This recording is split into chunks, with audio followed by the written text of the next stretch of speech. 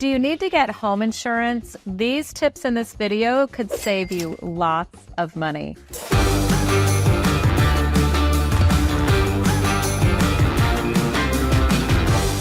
So last year, I was actually re-shopping my insurance. My premium wanted to go up like 30%. And I was like, I'm not having this. So I was slammed at work. I didn't have a ton of time. The last thing I wanted to do was spend time on the phone all day with insurance companies, but it paid off. I inquired with friends. I got like 5 or 6 different names of insurance carriers, and I had success. Not only did my premium not go up 30%, I actually went backwards and saved another 15% on top of that. So the hard work is worth it.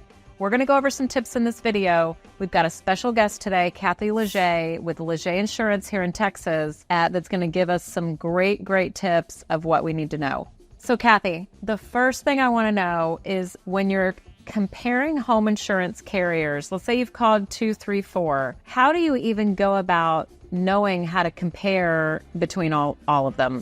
So it's real important to get a good understanding of the insurance company that you're getting a quote from.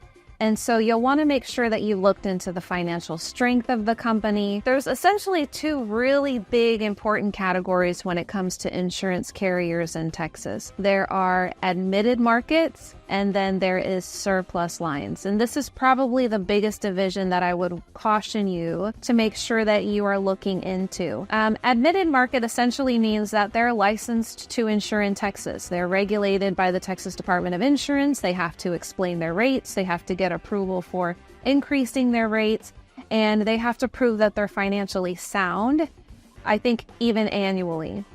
A surplus lines carrier has none of those rules. They are not regulated at all. They might be financially sound, a lot of them are, but at the end of the day, a surplus lines carrier can essentially pack up their bags, leave the state, and there will be no one to call or no one to step in and pay your claims. And there will be no one essentially to return your premiums. So it sounds crazy, but sometimes homes have to go to a surplus lines carrier. You most likely do not. And so it's real important to just make sure that first of all, you're shopping the admitted market carriers and not being deviated or routed to a surplus lines just because it's saving premium. So Kathy, I have a question. If I'm like, I appreciate that explanation was amazing, but I'm still, I don't do this every day, right? So do we just go online and do an internet search and look for an admitted carrier? Or like, how do we even know if they're admitted or surplus, like you mentioned? Yeah, so when you're actually looking at the quote that's been provided for you, a key indicator, and I tell people this all the time, is when you're looking at that sheet, essentially all quote sheets look the same. Coverage A, B, C, D, E, F, deductibles, and premium. Down by premium, if you see any taxes by your premium amount, then that means that this is a surplus lines. So if an agent has provided this to you, I hope it came with a very good explanation that this is a surplus lines carrier. So essentially, check for those premium amounts. If you see anything about taxes, this lets you know that this is not an admitted market carrier. I'm now going outside of what is normal in terms of coverage. So if you don't need to go that route, we really don't want to do that. The other thing I'll tell you as you look at these quotes is you're looking for any type of fees. Believe it or not, there are agencies that will charge extra just for doing business with them, and that's not necessary.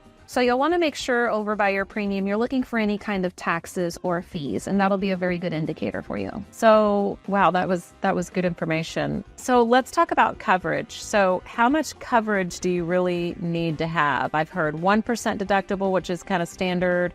And then I've heard deductibles can even go up to like 5%. What does that mean? Yeah, so the deductible is the amount of money that you agree to pay first in the event that there's a claim. So it's really important as you're deciding on your deductibles, hopefully with your agent who can help counsel you, that any deductible you select is something you can afford. And what I mean by that is, hopping from a 2% to a 3, 4, or 5% deductible, that changes how much money you're responsible for, essentially before you can even call us and file a claim. So if you have a $25,000 deductible and you call me with water in the house and you've got an estimate and it's $24,000 and you need to file a claim, unfortunately, I'm going to tell you, you really can't file the claim. You could, but you'll receive no money back. And so it's important that you really visualize as you're selecting these deductibles, do I have $25,000? Do I have this money set aside? And am I willing to lose all of that in exchange for saving a couple $100s for the year? So essentially, you choose the deductible that you can afford to pay.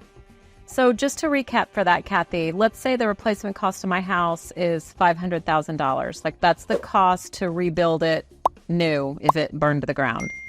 And if my deductible is 2%, then that means 2% times 500,000 is 10,000. Is that right? That would be my deductible? That's correct. Okay, so that's how you calculate it.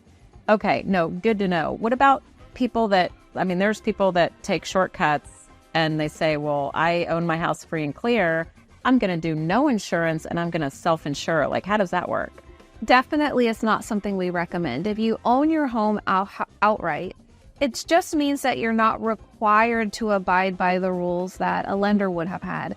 The lender requires that you insure at full replacement cost. A lender requires sometimes that you keep your deductibles below a certain amount. So really, when you own your home outright, which is great, it just means you have a little more flexibility in the choices you make to insure. It will never mathematically make sense for you to self-insure. It does not make sense that you have just now fully paid your home in full. Why would you agree to do it again? Why would you agree to lose another $500,000? And this time, it's not like you get another house, you just get the same house again. So self-insuring is definitely not something that we recommend, but it gives you a little more flexibility. Maybe you can decrease some coverage amounts that you were first required to have, or maybe again, if you think you're willing to self-insure, then a 5% deductible will mean nothing to you. It will be a great exchange to have the coverage that you can afford or that you choose to pay. So some of you might be thinking that choosing the lowest policy is always the best answer. So I'm going to tell you a quick story. I went to a car rental place. I was going to Orlando. I think it was Orlando, but I rented a car and I did online and I went with the cheapest that I could find to get to the airport and see that the line was 3 hours long. The way that this company did it is they just assume a lot of people won't show up and they over-promise the cars. It was a complete nightmare. I ended up paying more money to go walk over and get it from a more reliable carrier. It was a nightmare. So the reason I tell you that is that the cheapest is not always the best. So, Kathy, what I really want to know is, just with that in mind, when people are looking, we mentioned about the reputable company, about whether, what did you say, surplus or admitted. And let's say it's the admitted, like it should be. What else should people look at that might not always be the lowest price? Like, what are some of the key red flags to look out for? Yeah, definitely you want to take a look at how long the carrier has been doing business, and not just how long have they been around, but how long have they been insuring in your particular state. So it might be a carrier who's been around for 100 years, but they keep coming and leaving Texas multiple times, maybe in a 5-10 year period. I think another really important thing to take a look at is the claims satisfaction. That's real important. Again, not so much from online reviews, but I think it's a great discussion to have with your hopefully assigned agent or someone, your personal agent who's willing to counsel you. You want to make sure, and just like you said, Jen, the lowest priced insurance company is not making any less money for themselves on the back end. Just like the cheapest roofer you can possibly find, it's not because he likes to make less money. There's a possibility that they're cutting corners.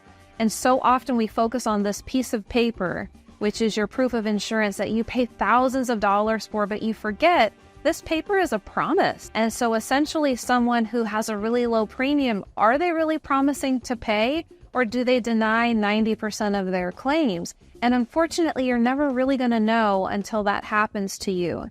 And so that's really where the agent needs to step in and be able to say, yeah, I would put my own home here. It's nothing to worry about. If they were my best rate, I would select them as well. We are appointed with probably 30 home carriers. There's only about 9 that we're willing to quote out for people. The other carriers have proven to me that I don't think I'd put my family with them, so we're not going to quote our clients with them either. So again, discussion, it's really hard for the average consumer to know what carriers are trustworthy, which are going to pay. But I do always remind people, just like you said, Jen, you went out and looked for the cheapest possible option. I ask you to think about your home. And when you were shopping for your home, that is your greatest asset. Did you tell the realtor, I want the absolute cheapest home that you can find, bottom of the barrel, I want the cheapest house, don't care about the details, I just want the cheapest? You probably didn't. And when it came to filling your house with your personal property and the things that matter to you, did you get all of them from flea market pricing, and do you fill your beautiful home with the cheapest possible anything? No, right? And yet when it comes to selecting the company who's going to buy all of that back for you, you want to pay the lowest possible. It's just not going to add up. So we just don't want to be short-sighted with our choices. Yeah, Kathy, that's a really good point. Yeah, that's super valuable, y'all. I hope you took note of that. So what are the key, when you are shopping, what are the key questions? You know, if you had a couple of big 4 or 5 questions, what are some of the main questions that consumers should ask the insurance agent? Yeah, great question. So I think the obvious answer is, of course, we want to be asking about the type of policy you're recommending for me. What coverages have you selected for me as the professional? Why are you selecting these coverages? I think another really great question that I personally love to be asked is, what's going to happen from here? Are you my point of contact for everything? So 2 months down the road and I have a claim, are you personally involved in what happens? Because certainly, obviously, in our agency, we're very involved in that process, and we try to help as much as we can.